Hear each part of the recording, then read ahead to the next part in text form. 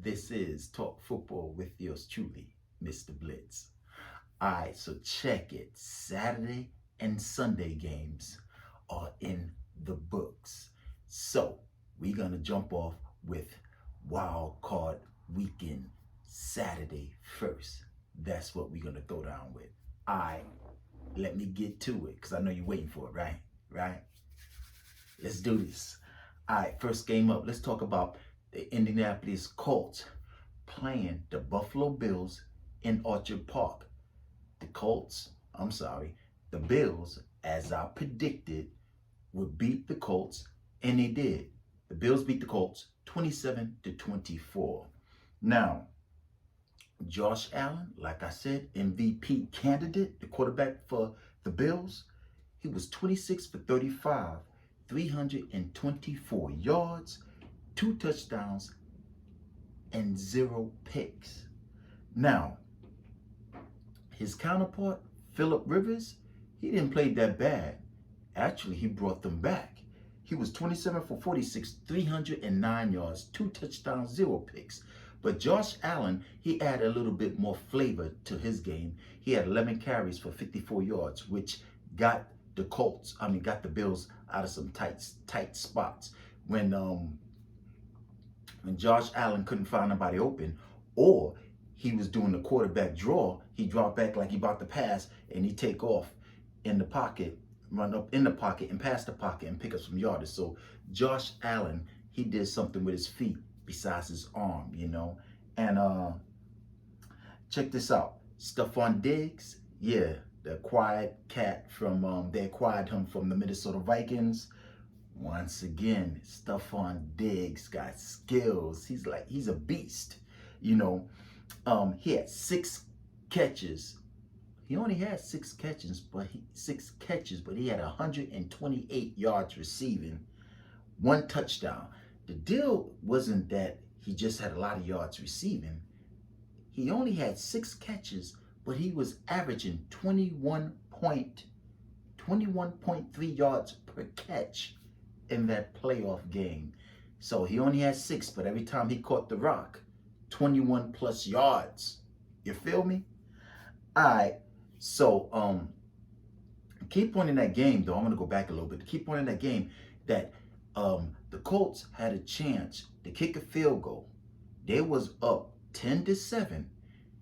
They had a chance to kick a field goal, They wanted to go up 17-7. But if they kicked the field goal, it would have been 13-7. They tried to go for the touchdown. Philip Rivers missed the wide receiver in the end zone. And Josh got the ball. They went down and scored the touchdown and took the lead 14-10 going into halftime. I think that was like a turning point of the game when the Indianapolis Colts could have kicked the field goal. The coach decided, Frank Reich decided, he wanted to go for a touchdown. It kind of backfired, because after that, it looks like the Buffalo Bills got the momentum because Josh Allen drove them downfield for the go-ahead touchdown, and they went into the halftime, Buffalo winning 14-10. You feel me? So that's how that game went. So Buffalo, like I predicted, moved on to the second round. You feel me? Second round of the playoffs, right? All right, so let's go. Let's talk about the next game that came about. The Los Angeles Rams at the Seattle Seahawks. I ain't gonna lie, I gotta admit, I got that one wrong. Totally shocked. I knew it was gonna be a tight game, but I'm getting beside myself. Check it. The Rams went into Seattle and beat the Seattle Seahawks convincingly, 30-20. I thought it was going to be a lot closer. Actually, it was, but check this out. Jared Goff fractured thumb. John Wolford got in the game first. He hurt his neck. He had to get out, so they had to bring Jared Goff in there, and he played decent. But check this out. His stats, mediocre, 9 for 19, only 155 yards with 1 touchdown.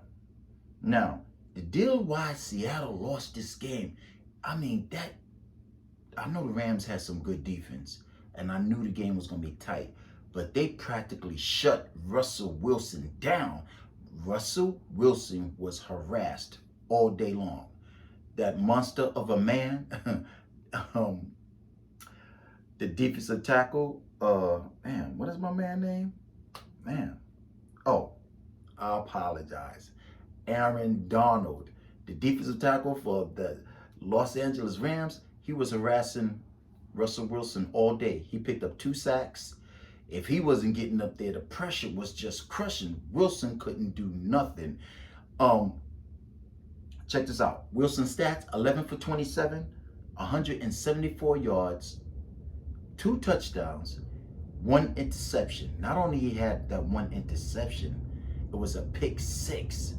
He dropped back, sideline pass, had a blocker in front of DK Metcalf. The defensive back jumped that route, caught it like Russell Wilson was throwing it to him. My man Williams ran that mess to the house. So that kind of summed up what type of day it was going to be. Russell Wilson always bring his teams back no matter what. But the defense, the secondary played excellent. DK Metcalf couldn't do nothing. Jalen Ramsey was on Metcalf the whole game, like the past 2 games they played. Shut Metcalf down. Metcalf got a touchdown from a broken play, and late in the game he caught a late touchdown. So he didn't do nothing. That defense and Jalen Ramsey had their way.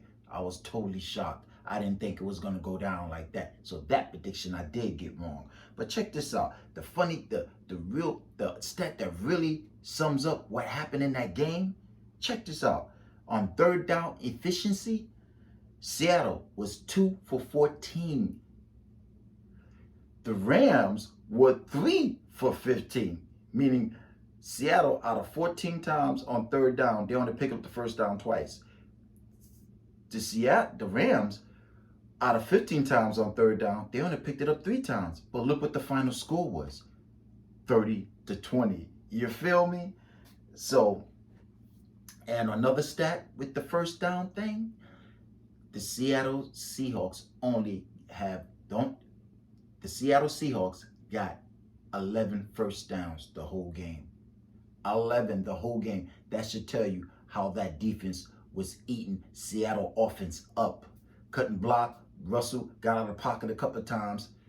Yo, it was kind of horrible because I didn't think the Seahawks was going to lose. I was like, nah, it's going to be tight, but they're going to get it done. Russell Wilson and company, and that defense is playing well. And the running back out of Florida State, Cam Akers, he was carving the Seattle defense up too. I think it was 28 carries for 140-something yards.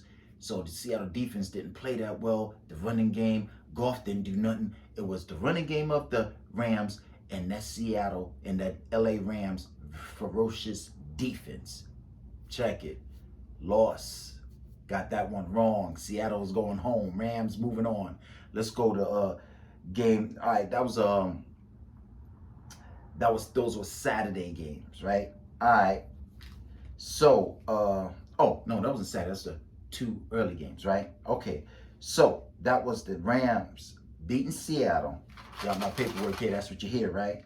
All right. So check it. Let's. Oh, before we go, I want to talk about some key injuries, though. The Rams won, but they're gonna move on. Aaron Donald, when he tackled Russell Wilson, it looked like he tackled him, and he fell on his ribs. So it looked like he has a rib injury. And Cooper Kupp, the wide receiver, who is a good wide receiver. This cat can catch and he can get open. Looked like he tweaked his knee.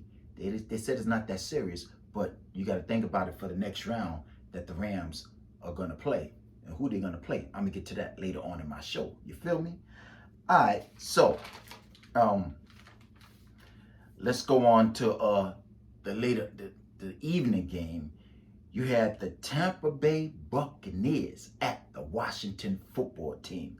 Now, this game was no surprise to a lot of people, fans, analysts, commentators, right? Including yourself, Mr. Blitz. Tampa Bay went into Washington and beat the Washington football team 31-23. But check this out. Tom Brady doing what he do best. especially when it comes to playoff football. Tom Brady, 22 for 40, 381 yards, 2 touchdowns. Now, his counterpart, Taylor Heineke, I'm about to say Heineken, Taylor Heineke, this cat didn't play bad at all. If you saw that game, he was in the pocket. I mean, I was like, everything. Yo, Heineke, I think he got a bright future in the NFL. He was 26 for 44, 306 yards. You feel me? He played well. He always hit the open man. He threw a touchdown pass in the corner. I was like, yo, Heineke got skills. Yeah, and I think he was in law school. And I know his crew, his people was like, wait a minute, wasn't this guy in our class? So he was throwing some nice passes. He was reading the coverage well. But I knew he wasn't going to be able to beat Tom Brady. It speaks for itself. You feel me? So, but check this out. I want to tell you guys about some stats about that game. Check this out. The weapons that Tom Brady had. Mike Evans, 6 catches for 119 yards. Cameron Brate, the tight end, 4 catches for 80 yards. Chris Godwin, he had 5 catches for 79 yards, 1 touchdown. Antonio Brown, 2 catches, 49 yards, 1 touchdown. And Leonard Fournette, the running back, out of the backfield, he had 4 catches for 39 yards. Oh, and I forgot one thing. The running game, Leonard Fournette, he had 19 carries for 93 yards. But I gave you all those stats of the wide receivers. But the biggest stat of all I want to give you guys, check this out.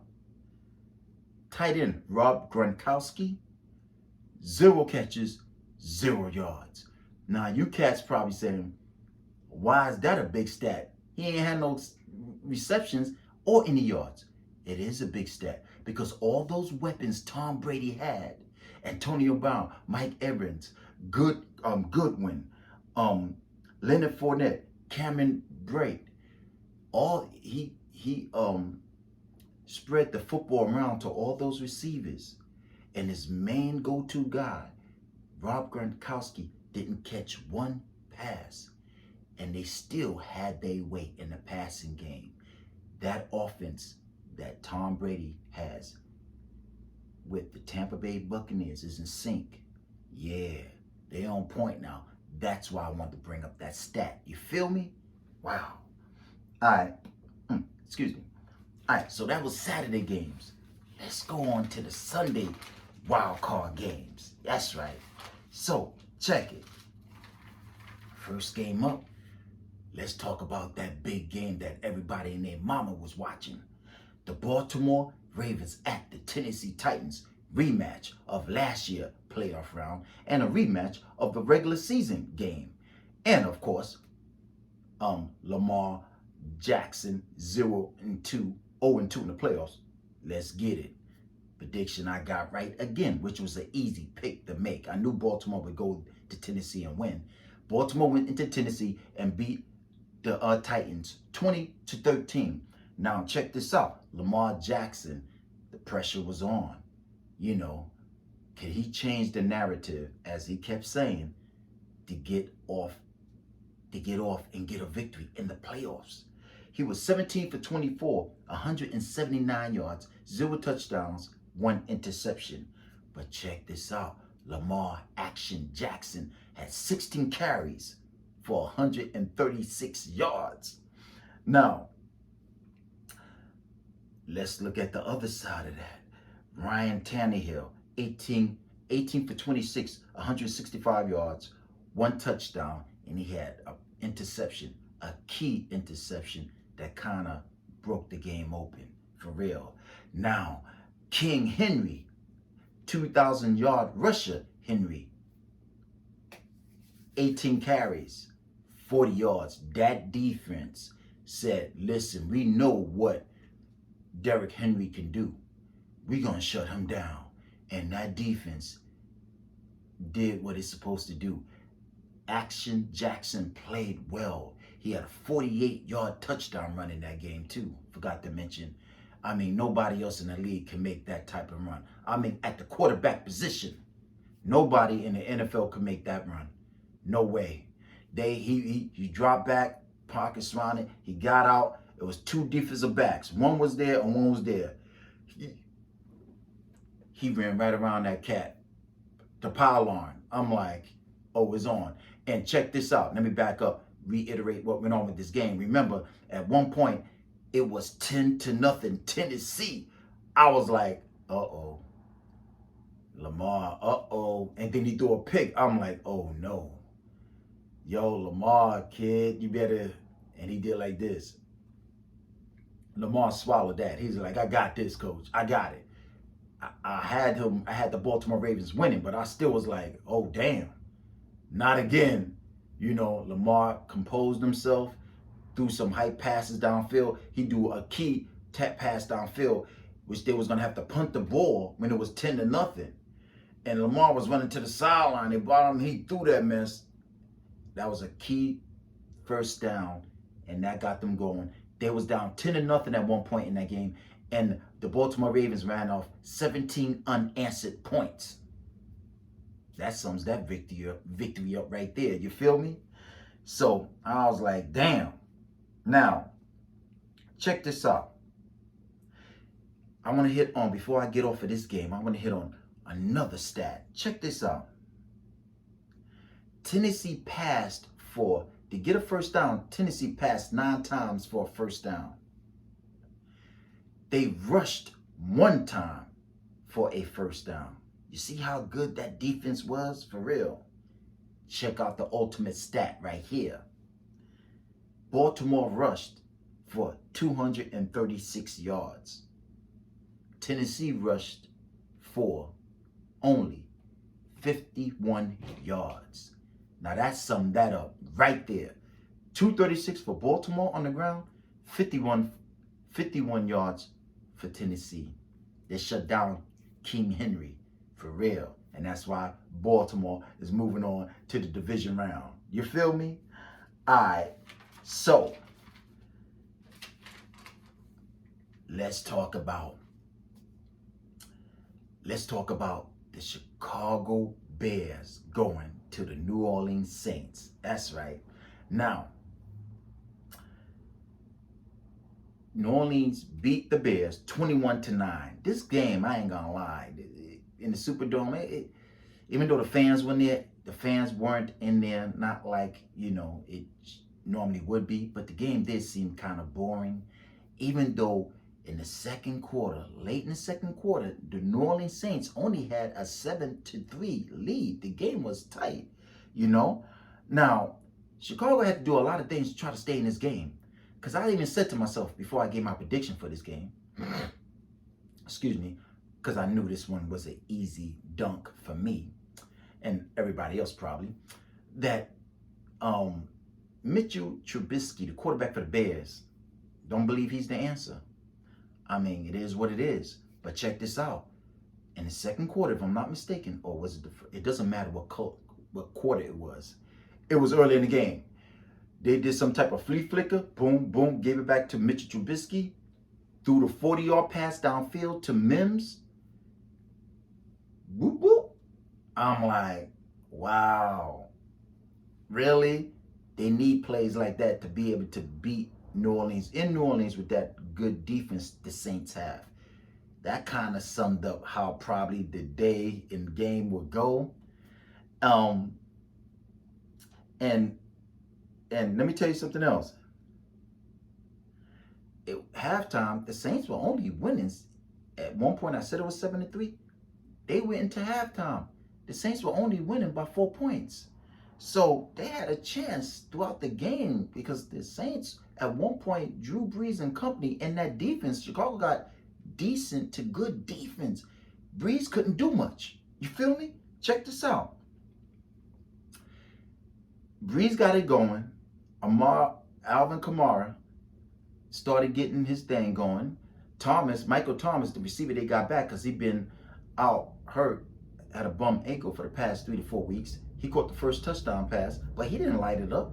He didn't. But check this out. Let me give you cats some stats. A specific stat. First downs. That's where this game really was won and lost. First downs. Chicago only had 11 first downs. New Orleans had 27. 27 first downs to Chicago only 11. Third down efficiency, which speaks dividends, especially in the playoffs. Chicago was 1 for 10 on third down. New Orleans was 11 for 17. Need I say more? You feel me? So that one sums that up, and that was a real easy prediction. Actually, a lot of my predictions are easy, except for the Seattle and the Rams prediction. I got that one. All right. So check it. Last but not least. Oh yeah. Let me make sure I got my notes right here. Last but not least. You got the Cleveland Browns at the Pittsburgh Steelers. Before I continue, if I told you guys that Ben Roethlisberger was going to have 501 yards passing in that game, without y'all seeing the game or knowing anything, I just said Big Ben had 501 yards passing in that game. Y'all would say you think the Steelers won, right? Come on, don't lie. For real. Yo, I told you guys. Let me not push the envelope. Cleveland went into Pittsburgh and beat the Steelers 48-37. Now, I did give my prediction last week that the Browns would beat the Steelers. I didn't think it would go like this. I was referring to that short passing game. That message wasn't going to work. But I made the prediction, and what? And look, Browns did win in Pittsburgh. They finally got a victory in Pittsburgh, a playoff victory at Heinz Field. Now, Baker Mayfield, check his stats out. 21 for 34, 263 yards. 3 touchdowns. He had 3 touchdown passes, 0 picks. You feel me? Now, the backfield of the Browns, that's actually, I'm jumping the gun. You should have known. Let me back up. I apologize. Let me back up. Should have known something was going to go on with this game, because the first play of the game when the Steelers got the ball, all-pro center Mike Pouncey hikes the ball over Big Ben's head. That mess goes in the end zone. The Browns recover that mess for a touchdown. You feel me? Next series, Pittsburgh get the ball. Ben throws an interception. Baker takes the Browns downfield and he throws a touchdown pass. The Browns are already up 14-0, 3 minutes into the game. That kind of could tell you what was expected to happen. How this game was gonna come to play.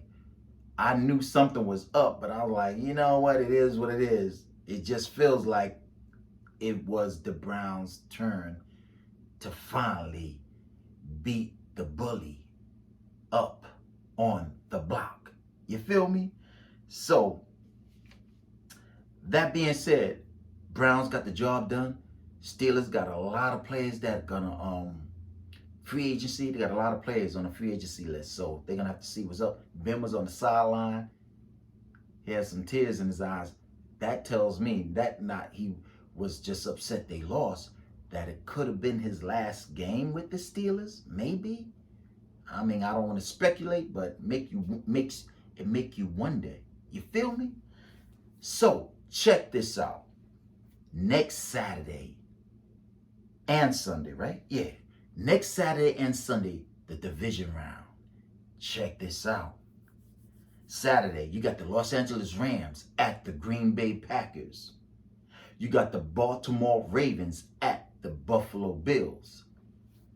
That Sunday, you got the Cleveland Browns at the KC Chiefs.